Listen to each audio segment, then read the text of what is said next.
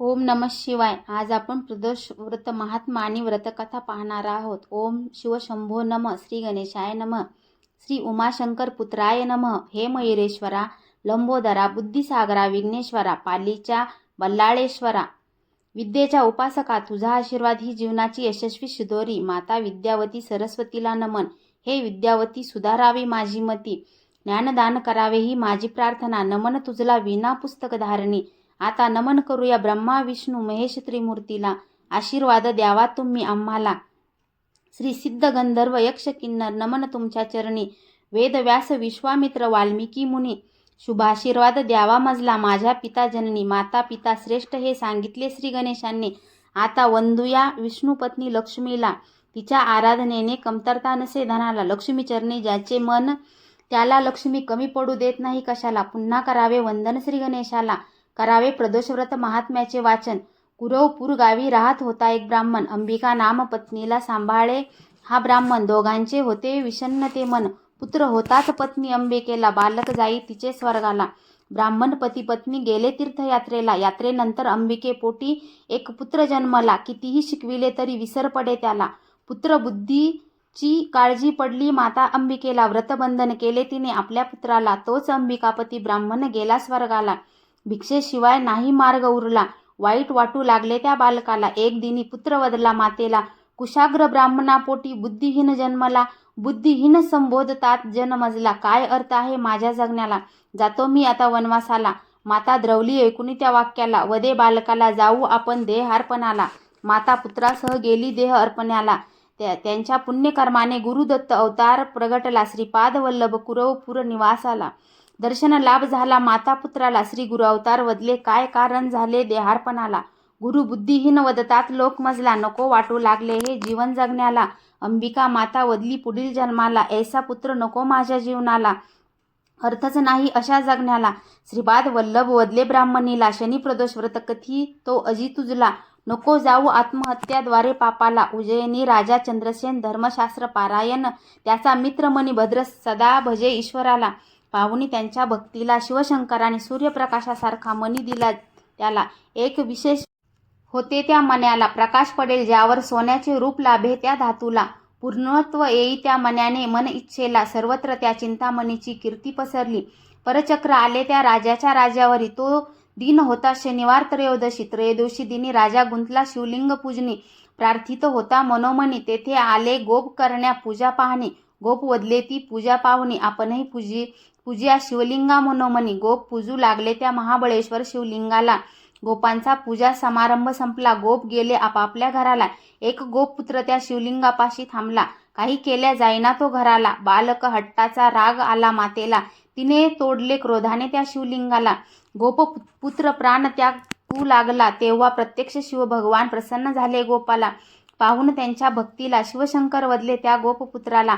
काय वरदान देऊ भक्त गोपपुत्रा तुझला. गोप वदला श्री शिवशंकराला, हे शिवशंकरा महादेवा भोळा, रागे भरू नका माझे मातेला. तथास्तु म्हणून आशीर्वाद दिले गोपपुत्राला. बालका यश येईल तुझ्या मनोरथाला. शिवलिंग राहिले गोपीच्या घराला. शिवालयाला पार नव्हता तेजाला. रात्रीचा प्रकाश भासे जणू दिवस झाला. राजा गेला पाहायला. शिवलिंग वार्ता कळली जेव्हा राजाला. गौरी कुमाराला वृत्तांत विचारला. सकळ वृत्तांत गौरी कुमाराने सांगितला. राजा उतरे साऱ्यांच्या कौतुकाला. गवळींचा राजा वदती सारे राजाला. राजा चंद्रसेन निर्मळ झाला, त्याची शनी प्रदोष पूजा आली फळाला. शिवशंकर म्हणाले गौरी कुमाराला, क्षमावंत झाले तुझ्या मातेला. गौरी कुमार मनी आनंदला, ईश्वर त्याला प्रसन्न. प्रदोष व्रत सांगुनी ब्राह्मण स्त्रीला. श्रीपाद वल्लभ वदला तिजला. इच्छा असेल तर मज समान पुत्र होईल तुझला. तेव्हा तू शिवपूजन करावे प्रदोषाला. मग त्या स्त्रीच्या पुत्रावर वरदहस्त ठेविला. ज्ञान प्राप्त झाले त्या विप्रकुमाराला. विप्रश्री वदली श्री स्वामी श्रीपाद वल्लभाला. ईश्वरी रूपात तुम्ही मज भेटला. पूजा करीन मी शिवाची प्रदोषाला. वदली पुत्र व्हावा तुम्हासारखा मजला. नाही विसरणार प्रदोषी श्री शिव पूजनाला. प्रदोष पूजा करू लागली दोन्ही प्रदोषाला. तिचा तो पुत्र ज्ञानी झाला. तो त्याच्या संसारी मातेसह रमला. पुत्र कन्या वाढू लागली त्यांच्या सदनाला. श्री वदली श्री गुरूंचा आशीर्वाद लाभला. श्री शिवकृपा होईल ज्यांच्यावर, त्यांची सर्व इच्छा होईल पुरी. हे शनी प्रदोषाचे महत्त्व फार, पण प्रदोष येतो घेऊन दुसरा वार, त्याचे सांगतो ईश्वर. असा आहे प्रदोषवार. त्याचे फळ मिळते. प्रत्येक वार रविवारी असता प्रदोष. कुमारांचे लग्नातीत अडथळे होतात दूर. सोमवारी असता प्रदोष. सुवासिन्यांना लाभते सौभाग्यवश. सुखी जीवन उपभोगतो पुरुष. मंगळवारीची त्रयोदशी अर्थात प्रदोष. ऋणमुक्त होऊन ऋणदोष जातो निघून. सर्वात मोठा महत्त्वपूर्ण शनिप्रदोष. दूर होतात सारे दोष. श्री शंकर महादेव कैलासनाथ स्मरून पार्वतीपती गंगाधर जाती आशीर्वाद देऊन. हे प्रदोष व्रत आहे फार महान. प्रदोषवारी ही पोथी वाचून घ्यावे शिवलिंगाचे दर्शन. श्री गणेश पितया प्रसन्न होऊ नेईल सारी इच्छा पुरी करून. ओम नमो शिवाय. श्री पार्वतीनाथ शिवशंभो तुझ्या चरणी वाहिले तन मन. शुभ भवतु शुभम भवतु. ओम शांती शांती शांती. शिवप्रदोष व्रत संपूर्ण. इष्ट मनोकामना पूर्तीसाठी प्रदोष व्रत महात्म्य. 7ही वारांच्या व्रतकथा. प्रत्येक वाराप्रमाणे व्रतकथा. रवी प्रदोष व्रतकथा. भागीरथाच्या तीरावर मानवाच्या हितासंबंधी एका विशाल सभेचे आयोजन केले होते. त्यास अनेक मान्यवर, तपस्वी, महर्षी आणि विद्वान जन उपस्थित होते. तेथे हरिकीर्तन करीतच पुराणवेत्या सुतांचे आगमन झाले. ते व्यास महर्षींचे परमशिष्य होते. त्यांना पाहून शौनकादिकासह 88,000 ऋषीमुनी त्यांना दंडवत घालण्यासाठी उभे राहिले. त्यांनी त्यांना आशीर्वाद दिले. त्यानंतर सर्वजण आपापल्या स्थानी आसनस्थ झाले. सभेला सुरुवात झाली. त्यावेळी शौनकादिकांनी त्यांना एक प्रश्न विचारला की पुढे कलियुग चालू होईल. या युगामध्ये माणसे अधर्मी होतील, पापाचार वाढेल, ती धर्माने वागणार नाहीत, पुण्यशीन झाल्यामुळे ती बुद्धिभ्रष्ट होतील. कलियुगात माणसे दीनदुबळी होतील, दुःख व संकटाने ग्रासली जातील. अशा वेळी काय केले असता त्यांना भगवान शंकराचा कृपाप्रसाद प्राप्त होऊन त्यांचे कल्याण होईल. हे महामुनी, आपण ज्ञानी आहात, कृपाळू आहात. ईश्वर तुमच्यावर प्रसन्न आहे, म्हणून आपण आम्हास योग्य ते मार्गदर्शन करावे. आम्हास असे एखादे उत्तम व्रत सांगावे की ज्या योगे आमच्याकडून सुलभतेने शिव आराधना होईल व आमच्या इष्ट कामना पूर्ण होतील. शौनकादिकांचे हे बोलणे ऐकून सुतजींचे हृदय कणवेने भरून आले. ते म्हणाले, शौनकजी, येथे उपस्थित असलेले मुनिजन हो, तुमचे विचार कौतुकास्पद आहेत. तुमच्या मनात असलेल्या लोककल्याणाची भावना खूपच चांगली आहे. त्या भावनेची कदर करून मी तुम्हास एक श्रेष्ठ व्रत सांगतो. या व्रताच्या पुण्यप्रभावाने मनुष्याची सर्व पापकर्मे नाहीशी होतील. त्यांची सर्व दुःखे दूर होऊन त्याला सुख समाधान लाभेल. त्याला धनसंपत्ती, उत्तम संतती प्राप्त होईल. त्याची सर्व मनोरथ पूर्ण होतील. हे व्रत भगवान शंकराने सतीला पार्वतीला सांगितले होते. पार्वतीने हे व्रत लोककल्याणासाठी माझ्या गुरूंना सांगितले. त्यांनी ते निजकृपेने मला कथन केले. तेच पावन शिवव्रत या मंगल समयी मी तुम्हा सर्वांना विदित करतो, असे सांगून त्यांनी शिवशंकराचा जय जयकार केला. सुतांनी सदर व्रत पुढील प्रमाणे कथन केले. आयुष्य आणि आरोग्य वृद्धीसाठी रवी त्रयोदशी प्रदोष व्रत करावे. प्रातःसमयी स्नान करून शुचिभूत व्हावे. भगवान शंकराचे ध्यान करावे. निराहार राहावे. शिवमंदिरामध्ये जाऊन शिवशंकराची आराधना करावी. कपाळी भस्मांचा त्रिपुट तिलक धारण करावा. शिवलिंगावर बेलपत्र वाहावे. धूप दीप व अक्षतांनी त्याची पूजा करावी. ऋतुमानाप्रमाणे उपलब्ध असणारी फळे त्यास नैवेद्य म्हणून अर्पण करावीत. रुद्राक्षाच्या माळेवर ओम नमः शिवाय या षडाक्षरी मंत्राचा जप करावा. ब्राह्मणास शिवस्वरूप मानून त्यास भोजन व यथाशक्ती दक्षिणा द्यावी. असत्य भाषण करू नये. शक्यतो मौन पाळावे. ओम ह्रीं क्लीं नमः शिवाय स्वाहा असा मंत्रोच्चार करून गायीच्या साजूक तुपाच्या आहुती द्याव्यात. असे केल्याने इच्छित फल प्राप्त होते. व्रतकर्त्याने व्रतदिनी फक्त एकदाच भोजन करावे. भूमीवर शयन करावे. त्यामुळे त्याची सर्व कार्ये सिद्ध होतील. या व्रतात श्रावण मासामध्ये विशेष महत्त्व आहे. या व्रतचरणाने सर्व मनोरथ निसंशय पूर्ण होते. यानंतर शौनकादिक ऋषी सुतजींना म्हणाले, हे महामुनी, आपण या व्रताचा परम गोपनीय, मंगलप्रद आणि कष्ट निवारक असा उल्लेख केला आहे. त्यामुळे आमच्या मनात या व्रताविषयी अधिक माहिती ऐकण्याची मनीषा निर्माण झाली आहे. तसेच हे व्रत पूर्वी कोणी कोणी केले याविषयी सांगावे. त्यांना त्याचे काय फळ मिळाले हे देखील आम्ही जाणू इच्छितो. त्यावर सुतजींनी या व्रतासंबंधी पुढील कथा सांगितली. कोणे एका काळी एका गावात एक ब्राह्मण राहत असे. त्यास पत्नी व एक पुत्र होता. त्याची पत्नी ब्राह्मणी प्रत्येक महिन्यात प्रदोष व्रत करीत असे. एकदा त्याचा पुत्र स्नानासाठी गंगेवर जात होता. मार्गामध्ये त्याला काही चोरांनी अडविले. ते म्हणाले, तुझ्या पित्याचे गुप्त धन कोठे लपविले आहे ते सांग, अन्यथा तुला आम्ही मारू. चोरांच्या क्रूर मुद्रा व आविर्भाव पाहून तो घाबरला. तो त्या चोरांना म्हणाला, बाबांनो, आम्ही अतिशय गोरगरीब आणि दीनदुबळे आहोत. आमच्याकडे धन कोठले? त्या चोरांनी त्याला विचारले, या तुझ्या गाठोड्यात काय आहे? ब्राह्मण पुत्र म्हणाला, यामध्ये माझ्या आईने दिलेल्या दशम्या आहेत. हे सर्व पाहून चोरांच्या प्रमुखाने त्याची दीनदुबळी अवस्था पाहून त्यास सोडून दिले. चोरांनी त्यास सोडल्यावर ब्राह्मणपुत्र आपल्या मार्गाने पुढे चालू लागला. तो एका नगरापाशी पोहोचला. सर्व प्रवास पायी झाल्याने तो थकून गेला होता. तो जवळच्या एका वटवृक्षाखाली थकून बसला. थकव्यामुळे त्याला बसलेल्या जागेवरच झोप लागली. ते त्याला कळलेच नाही. त्या नगरात चोरांचा फारच सुळसुळाट झाला होता. त्याच्या शोधात असलेल्या शिपायांच्या नजरेत तो झोपलेला ब्राह्मणपुत्र पडला. त्यांनी त्यास चोर समजून राजापुढे हजर केले. राजाने त्याची रवानगी कारागृहात केली. इकडे ब्राह्मणपुत्राची माता भगवान शंकराचे प्रदोष व्रत मोठ्या श्रद्धेने करीत होती. इकडे त्याच रात्री राजास असे स्वप्न पडले. त्यात त्याला कोणीतरी असे सांगितले की, हे राजा, तू तुरुंगात टाकलेला बालक चोर नाही, तो एक ब्राह्मणपुत्र आहे. त्याची तू सकाळी सुटका कर, नाहीतर या अन्यायामुळे तुझे सर्व राजवैभव नष्ट होईल. सकाळ होताच राजाने त्या ब्राह्मणपुत्राची सुटका केली. त्या सर्व हकीकत विचारून घेतली. त्यावरून राजाने ब्राह्मणपुत्राच्या माता पित्यांना आणण्यास आपले दूत पाठविले. राजाचे दूत पाहून हे ब्राह्मण दाम्पत्य घाबरले. त्यावर राजाने त्यांना अभय दिले. त्यांची सर्व परिस्थिती जाणून घेतली. राजा त्यांना म्हणाला, तुम्ही घाबरू नका. तुमचा पुत्र निरपराधी आहे. तुमची आर्थिक परिस्थिती पाहून मी तुम्हास तुमच्या चरितार्थासाठी 5 गावे इनाम म्हणून देत आहे. ते ऐकून त्या ब्राह्मण परिवारास अत्यानंद झाला. अशा प्रकारे शिवशंकराच्या कृपाप्रसादे ते आनंदाने राहू लागले. त्यांचे कल्याण झाले. जो कोणी हे व्रत करील यास केवळ सुख प्राप्तीस प्राप्त होईल. सोमप्रदोष व्रत कथा. सुतांच्या मुखातून प्रदोष महात्म्यापर कथा ऐकून उपस्थितांना फारच आनंद झाला. सूतजींचे निरूपण फारच श्रवणीय असल्यामुळे त्यांनी सूतजींना सोमप्रदोष व्रतकथा सांगण्याची विनंती केली. तसे सूतजी म्हणाले, मान्यवर ऋषीजन हो, सोमप्रदोष व्रत केल्याने शिवपार्वती प्रसन्न होतात. त्यांच्या कृपादृष्टीने उपासकाच्या सर्व इष्ट कामना पूर्ण होतात. सोमप्रदोष दिनी प्रातःकाळी लवकर उठावे, स्नान करून शुचिवृत व्हावे, शिवशंकराचे ध्यान करावे, त्यांची पूजा करावी, त्यांना अर्घ्य द्यावे, रुद्राक्षाच्या माळेवर ओम नमः शिवाय या मंत्राचा 108 वेळा जप करावा, शिवस्तुती म्हणावी, आपल्या कल्याण प्रित्यर्थ त्यांची प्रार्थना करावी. त्यावर शौनकादी ऋषीने हे व्रत पूर्वी कोणी केले होते त्याची कथा व त्यांना त्याचे प्राप्त झालेले फळ याविषयी सांगण्याची विनंती केली.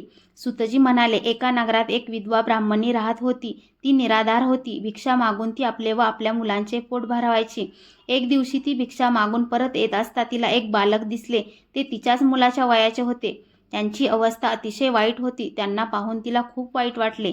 तिने त्या निराधार मुलाला आपल्या घरी आणून त्याचा सांभाळ तिने आपल्या दुसऱ्या मुलाप्रमाणेच केला.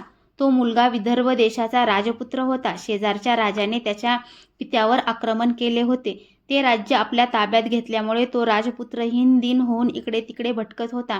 या ब्राह्मणीने त्याचे संगोपन केले. एके दिवशी ती अन्य नगरात गेली होती. तिथे तिला एक तपस्वी साधू दिसला. तिने आपल्या दोन्ही पुत्रांना त्यांच्या पायावर घातले व त्यांचे कल्याण करण्याची विनवणी त्यांना केली. तिने आपल्या दुसऱ्या पुत्राविषयी त्यांना सांगितले. तेव्हा त्या तपस्वीने अंतर्ज्ञानाने सर्व प्रकार जाणला आणि त्याचा समग्र पूर्व वृत्तांत त्या ब्राह्मणीला सांगितला. त्यांनी कल्याणाच्या हेतूने तिने व तिच्या पुत्रांनी प्रदोष व्रत करावे असे सांगितले. तेव्हापासून ती आपल्या मुलांसह प्रदोष व्रत करू लागली. कालांतरानंतर ब्राह्मणीची मुले मोठी झाली. एकदा ब्राह्मणपुत्र व तो राजपुत्र खेळत खेळत वनात गेले. तेथे काही गंधर्व कन्या क्रीडेसाठी आल्या होत्या. त्यांना पाहून ब्राह्मणीचा पुत्र माघारी परतला. राजपुत्र धैर्याने पुढे गेला. राजपुत्राने राजबिंडे रूप पाहून गंधर्व राजाची कन्या अंशुमती मोहित झाली. तिने त्याच्याशी विवाह करण्याचा निश्चय केला. तिने आपले मनोगत आपल्या माता पित्याला सांगितले. भगवान शंकरांनीही गंधर्व राज्याच्या स्वप्नात जाऊन अंशुमतीचा विवाह राजकुमाराशी करून द्यावा असे सांगितले. दुसऱ्या दिवशी अंशुमती आपल्या माता पित्यांना घेऊन राजपुत्राच्या भेटीस गेली. त्यांनाही तो जावई म्हणून पसंत पडला. लवकरच एका शुभ मुहूर्तावर गंधर्व राजाने अंशुमतीचा विवाह राजपुत्राशी लावून दिला. पुढे काही दिवसांनी राजपुत्राने गंधर्वाची प्रचंड सेना घेऊन आपल्या राजाजवळ तळ ठोकला. त्याने विदर्भ देशातून सर्व शत्रूचे उच्चाटन केले. आपल्या मातापित्याने गेलेले राज्य परत मिळविले.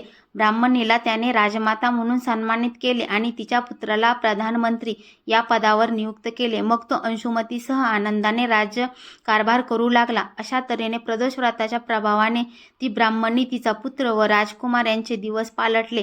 त्यांचे दुःखाचे दिवस जाऊन त्यांना सुखाचे दिवस प्राप्त झाले. त्याचप्रमाणे अन्य समस्त भक्तांना भगवान शंकराची कृपादृष्टी लाभत असते. प्रदोष व्रत हे शिवकृपेची अनुभूती देणारे श्रेष्ठ व्रत आहे. मंगल प्रदोष व्रत कथा. शौनक ऋषी सुतजींना म्हणाले, मुनिवर, आता आपण आम्हाला मंगल प्रदोष अर्थात भौम प्रदोष व्रताबद्दल माहिती सांगण्याची कृपा करावी. त्यावर सुतजींनी सांगितले की मंगल प्रदोष हे व्याधींचे निवारण करणारे आणि कर्जापासून मुक्ती देणारे आहे. त्यामुळे सुख, शांती, संपत्ती व समृद्धी प्राप्त होते. ते पापनाशक म्हणून प्रख्यात आहे. मंगल प्रदोष व्रत करणाऱ्याने व्रतदिनी उपवास सोडताना गहू आणि गूळ यापासून बनविलेला पदार्थ सेवन करावे. उदाहरणार्थ गहू आणि गुळाची लापशी किंवा शिरा, गव्हाची चपाती व गूळ इत्यादी. आता व्रतासंबंधी एक कथा सांगतो, ती ऐका. फार वर्षापूर्वी एका नगरात एक म्हातारी राहत असे. तिला एक पुत्र होता. त्याचे नाव मंगलिया. ती वृद्धा हनुमानाची श्रद्धेने उपासना करीत असे. ती प्रत्येक मंगळवारी हनुमानाचे व्रत करीत असे. त्याची पूजा करून त्याला नैवेद्य अर्पण करीत असे. त्या दिवशी ती जमीन सारवीत नसे आणि मातीही खणत नसे. अशा प्रकारे तिने बराच काल व्रताचरण केले. एके दिवशी हनुमंताने तिच्या श्रद्धेची परीक्षा घेण्याचे ठरविले. तो साधूचा वेश घेऊन तिच्या घरी गेला. तो म्हणाला, माझी इच्छा पूर्ण करेल असा कोणी हनुमंताचा भक्त येथे आहे का? त्याचा आवाज ऐकून म्हातारी बाहेर आली. तिने साधूला नमस्कार केला. ती म्हणाली, महाराज, माझ्यासाठी काय आज्ञा आहे? साधू म्हणाला, मी भुकेने व्याकुळ झालो आहे. मी येथे स्वयंपाक करून भोजन करू इच्छितो. तू येथील थोडीशी जमीन सारवून दिलीस तर बरे होईल. वृद्धेची द्विधा मनस्थिती झाली. ती हात जोडून म्हणाली, साधू महाराज, आज माझे व्रत आहे. आजचा दिवस मी जमीन सारवणे, माती खणणे अशी कामे करीत नाही. या व्यतिरिक्त मला जी काही सेवा सांगाल ती मी अवश्य करीन. साधूने तिला तशी प्रतिज्ञा करावयास सांगितली. मग तो तिला म्हणाला, तू तुझ्या मुलाला येथे बोलावून घे. त्याला पोटावर झोपवायस सांग. मी त्याच्या पाठीवर आग पेटवून स्वयंपाक तयार करणार आहे. साधूचे बोलणे ऐकून म्हातारीच्या पायाखालची जमीनच सरकली. दिलेले वचन पाळण्याखेरीज तिच्यापुढे अन्य पर्याय नव्हता. तिने जड अंतकरणाने मंगलियाला बोलावले आणि त्याला साधूच्या हवाली केले. पण साधूचे समाधान झाले नाही. त्याने मंगलियाला पोटावर झोपवायस सांगितले आणि त्या वृद्धेच्या हातूनच त्याच्या पाठीवर आग पेटवून घेतली. त्यानंतर ती दुःखावेगाने आपल्या घरात गेली. थोड्या वेळाने स्वयंपाक तयार झाला. साधूने त्या वृद्धेला हाक मारली व म्हणाला, तू आपल्या पुत्राला हाक मार, म्हणजे त्याला येथे येऊन प्रसाद ग्रहण करता येईल. ते ऐकून तिला अश्रू अनावर झाले. ती म्हणाली, महाराज, आता त्याला हाक मारायला सांगून मला अधिक दुःखी कष्टी करू नका. पण साधूने तिचे काहीही ऐकले नाही. त्याचे मन राखण्यासाठी तिने मंगलियाला हाक मारली तर काय आश्चर्य, तो बाहेरून धावत हसत आला. त्याला सुखरूप पाहून तिच्या आनंदाला पारावार राहिला नाही. तिने साधू चरणावर लोटांगण घातले, त्यांना नमस्कार केला, त्यांची क्षमा मागितली. तेव्हा प्रसन्न झालेला हनुमंताने साधुवेश टाकून तिला मूळ रूपात दर्शन दिले. आपल्या आराध्य दैवताला आपल्यासमोर पाहून ती वृद्धा धन्य झाली. सुतजी म्हणाले, श्रोतेजन हो, हनुमंत हा रुद्रावतार आहे. मंगल प्रदोष व्रत केल्याने शिवपार्वती आपल्या भक्तांना अशाच प्रकारे दर्शन देतात. बुध प्रदोष व्रत कथा. सुतजी म्हणाले, ऋषीजन हो, आता मी तुम्हास बुध प्रदोष व्रताची कथा सांगत आहे. ती काळजीपूर्वक श्रवण करा. बुध प्रदोष व्रत हे भगवान शंकरांना अत्यंत प्रिय असे एक व्रत आहे. या व्रतचरणाच्या आचरणाने उपासकाच्या सर्व इष्ट कामना पूर्ण होतात. हे व्रत करणाऱ्याने दिवसातून एकदाच रात्री भोजन करावे. शक्यतो हिरव्या वस्तूचाच वापर करावा. धूप बिल्वपत्रादिकांनी शंकराची पूजा करावी. या व्रताची कथा आता सांगतो, ती ऐका. फार वर्षापूर्वी एका पुरुष विवाहानंतर काही दिवसांनी तो पत्नीसह सासूरवाडीस गेला. तेथे त्याचे उत्तम आदरातिथ्य झाले. त्याला आग्रह करून ठेवून घेतले. काही दिवसांनी तो स्वगृही जाण्यास निघाला. तो बुधवार होता. त्या दिवशी माहेरी आलेल्या मुलीला निरोप देणे शुभ नसते, म्हणून त्याच्या सासू सासऱ्यांनी व अन्य मंडळींनी त्याला दुसऱ्या दिवशी प्रस्थान करण्याची विनंती केली. पण त्याने कोणाचेही ऐकले नाही. महत्त्वाचे काम असल्याचे मला जाणे भागच आहे असे त्यांना निक्षून सांगितले. त्यामुळे सासरच्या मंडळींना नाईलाज झाला. त्यांनी त्या दाम्पत्यास नाखुशीने निरोप दिला. तो गृहस्थ बैलगाडीने पत्नीसह आपल्या गावी निघाला. मार्गामध्ये त्याच्या पत्नीला खूपच तहान लागली. तिच्या घशाला कोरड पडली. तेव्हा तो तांब्या घेऊन पाणी आणण्यासाठी गेला. काही वेळाने परत आला. तेव्हा समोरचे दृश्य पाहून त्याला मोठे आश्चर्य वाटले व रागही आला, कारण त्याची पत्नी दुसऱ्या पुरुषाने आणलेले पाणी पिऊन त्याच्याशी हसत खेळत गप्पा मारीत होती. त्याच्या तळपायाची आग मस्तकात गेली. पत्नीला जाब विचारण्यासाठी तो ताड पावले टाकत बैलगाडीपाशी गेला. तेव्हा आपली पत्नी हुबेहूब आपल्यासारख्या दिसणाऱ्या अन्य पुरुषाशी बोलत आहे हे पाहून त्याची बुद्धी कुंठित झाली. तो त्या पुरुषाशी वाद घालू लागला. त्याची पत्नीही संभ्रमात पडली. या दोघांपैकी आपला खरा पती कोण हेही तिला कळेना. ती गोंधळून रडू लागली. त्यामुळे येणारे जाणारे लोकांची गर्दी झाली. तेवढ्यात राजाचे शिपाई तेथे आले.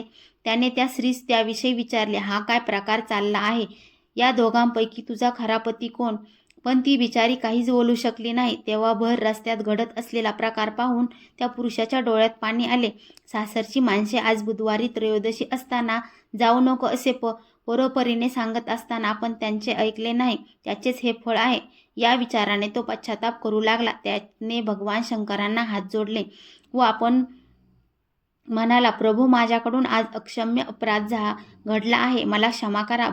भविष्यात मी असा प्रमाद करणार नाही. तुम्ही माझे व माझ्या पत्नीचे रक्षण करा. त्या गृहस्थाने अशी कळकळून प्रार्थना करताच तो दुसरा पुरुष अंतर्ध्यान पावला. मग तो गृहस्थ पत्नीसह सुखरूपपणे आपल्या घरी गेला. त्यानंतर ते दोघे नियमाने बुध प्रदोष व्रत करू लागले. त्यांचे उर्वरित आयुष्य सुख समाधानात गेले.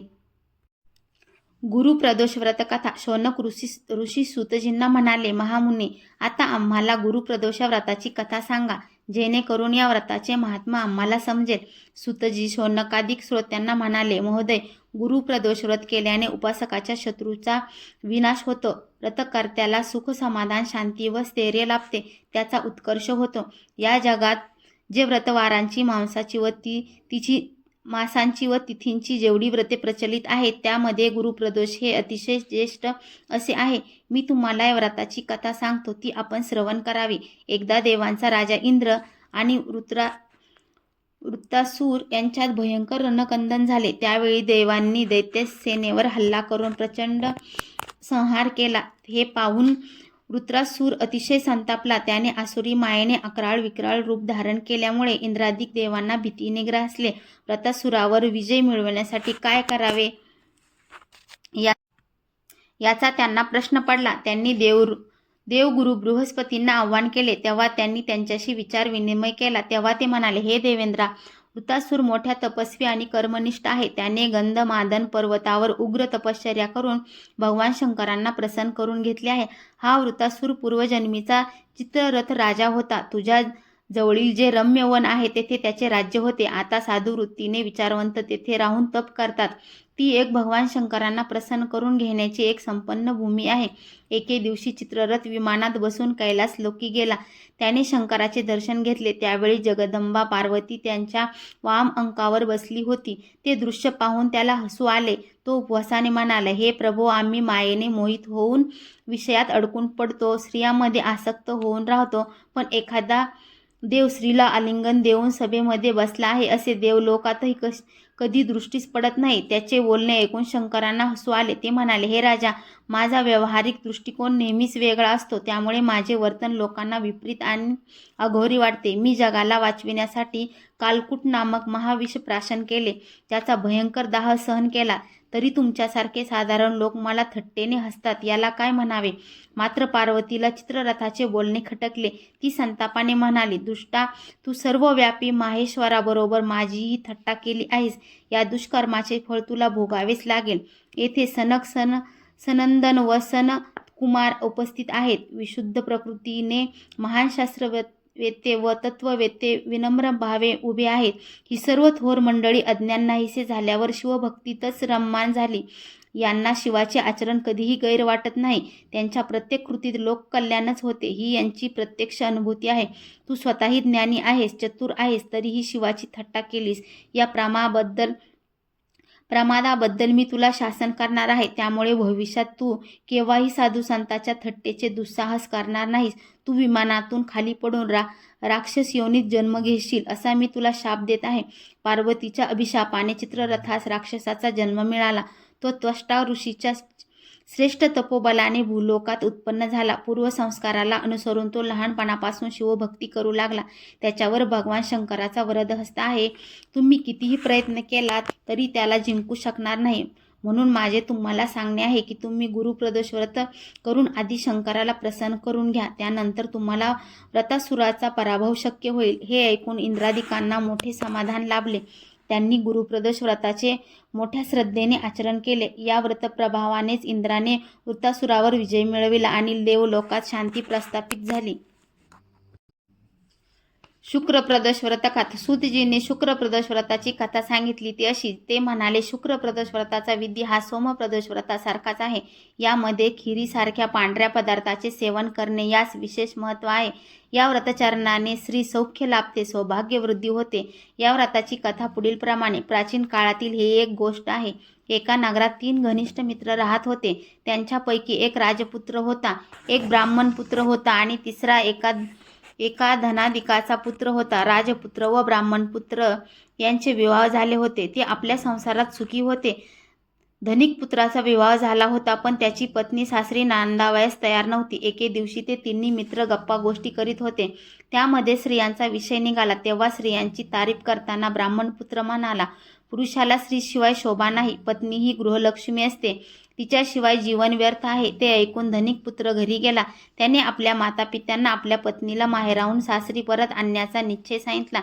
त्यांनी त्याला समजावण्याचा प्रयत्न केला. त्यांनी त्याला असे सांगितले की तुझी पत्नी येथे यावयास पाहिजे. हे आम्हासही मान्य आहे, पण सध्या शुक्रदेवता अस्तगत आहे. हा काळ विवाहित स्त्रियांना माहेराहून सासरी आणण्यास शुभकारक नाही. धनिक पुत्राने माय पित्यांचे न ऐकता तो हट्टाने सासरी पत्नी आणण्यास गेला. सासरी पत्नीस आणण्यास गेला. त्याने सासू सासऱ्यांना आपले मनोगत सांगितले. त्यांनीही त्याला समजवण्याचा प्रयत्न केला, पण त्याने त्यांचेही ऐकले नाही. शेवटी त्याचाही नाईलाज झाला. त्यांनी जावयाची यथोचित सत्कार करून आपल्या कन्येला सासरी नांदावयास पाठविले.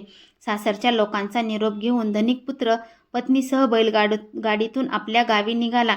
नगराच्या बाहेर येताच गाडीचे एक चाक निखळले. त्यामुळे एक बैलाचा पाय मोडला. पत्नीही खाली पडली. ती जखमी झाली. बैलावर व पत्नीवर प्रथमोपचार केला व त्याने पुढील प्रवास चालू केला. थोडे अंतर चालून जाताच चोरांनी त्यांच्यावर हल्ला चढवला. त्यांनी धनिक पुत्रास व त्यांच्या पत्नीस मारहाण करून त्यांना जखमी केले. त्यांच्याकडील धनधान्य वस्त्रालंकार लुटून ते पसार झाले. ते दोघे रडत खडत कसेबसे घरी पोचले. अंगणात येताच धनिक पुत्रास एका सर्पाने दंश केला. त्यामुळे तो जीवाच्या आकांताने ओरडला. त्याचा आवाज ऐकून घरातील सर्व माणसे धावत बाहेर आली.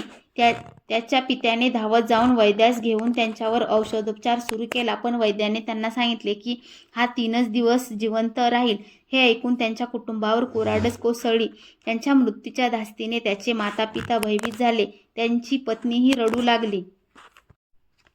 तेवढ्यात हा सर्व वृत्तांत ऐकून ब्राह्मणपुत्र त्वरेने तेथे आला. तो महाविद्वान होता. तो धनिकाला म्हणाला, तुमचा पुत्र मूर्ख आहे.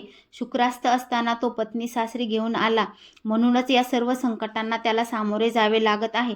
आता त्याला पत्नीसह तिच्या घरी पाठवा. त्याला वाचवण्याचा हा एकमेव उपाय आहे. त्याचबरोबर तुम्ही दोघांनी शुक्रप्रदोष व्रत करा. त्यायोगे तुम्हा दोघांचे कल्याण होईल.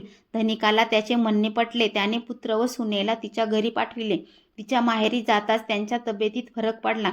तो लवकरच बरा झाला. संकल्पांना अनुसरून धनिकाने व त्याच्या पत्नीने शुक्रप्रदोष व्रत केले. या व्रताच्या पुण्याईने त्यांच्यावरील संकटांचे निवारण होऊन ते सर्व कुटुंब सुखी झाले. शनिप्रदोष व्रतकथा.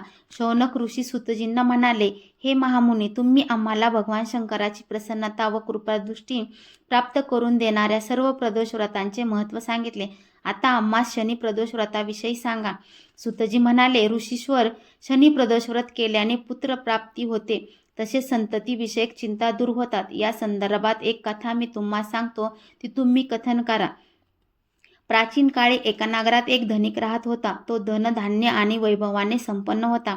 तो धर्मशील, कृपाळू आणि उदार होता. तो याचकांना कधीही विनमुख पाठवित नव्हता. अशा प्रकारे समृद्धी असूनही याची पत्नी नेहमी दुःखी होती. पुत्र संतती नसल्यामुळे त्यांचे मन प्रपंचात रमत नव्हते. संतान सौख्य लाभावे म्हणून त्यांनी अनेक उपाय केले, पण त्याचा काहीही उपयोग झाला नव्हता. शेवटी तीर्थयात्रेच्या पुण्याने काहीतरी साध्य होईल या आशेवर त्यांनी प्रवासाची तयारी केली. आपला सर्व कारभार आपल्या विश्वासू सेवकावर सोडला. एका शुभ मुहूर्तावर तो पत्नीसह मार्गस्थ झाला. थोडे अंतर गेल्यावर त्यांना एका विशाल वृक्षाखाली एक तेजस्वी मुद्रेचा साधू ध्यानस्थ मग्न अवस्थेत बसलेला दिसला. त्यांच्या मुद्रेवर तपश्चर्येचे तेज विलसत होते. त्याला पाहून त्यांच्या मनात साधूविषयी पूज्य भावना निर्माण झाली. आजचा दिवस भाग्याचा आहे. या साधूंचा आशीर्वाद घेऊन पुढे मार्गस्थ व्हावे असे त्यांनी ठरविले. ते साधूंच्या समोर हात जोडून उभे राहिले. त्यांनी सकाळपासून संध्याकाळपर्यंत वाट पाहिली, पण साधूंची समाधी काही उतरली नाही. ती रात्र सरली. दुसऱ्या दिवशी सकाळी साधूचे डोळे उघडले.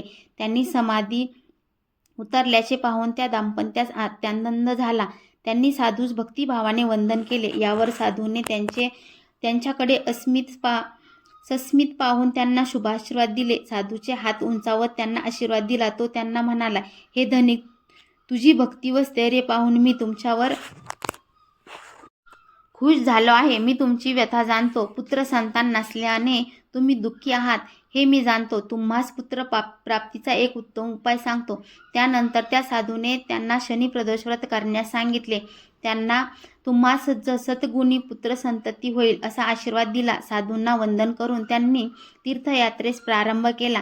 काही दिवसांनी घरी परतल्यावर शनी प्रदोष व्रताचा संकल्प करून नियमपूर्वक व्रताचरण केले. या व्रताच्या पुण्यप्रभावाने त्यांना पुत्रसंततीचा लाभ झाला. अशा रीतीने त्या धनिकाचे सर्व मनोरथ पूर्ण झाले. व्रताचरणाचा निष्ठा ठेवून तो आपल्या परिवारासह सुखी कालक्रमण करू लागला. प्रदोष व्रतकथा संपूर्ण. फलश्रुती. रवी प्रदोष आयुष्य व आरोग्य प्राप्ती. सोम प्रदोष अभिष्ट कामनापूर्ती व कार्यसिद्धी. मंगल किंवा भौम प्रदोष ऋणमुक्ती, रोगमुक्ती, सौख्यप्राप्ती. बुध प्रदोष अभिष्ट मनोरथपूर्ती. गुरु प्रदोष शत्रूंचा नाश, सुख शांती, स्थैर्य प्राप्तीसाठी. शनी प्रदोष संतती प्राप्ती, संतती विषयक चिंतेचे निराकरण करण्यासाठी. तुम्हाला जर आमच्या चॅनलवरील कथा आवडत असेल तर तुम्ही आमच्या चॅनलला लाईक, शेअर व सबस्क्राईब नक्कीच करू शकता.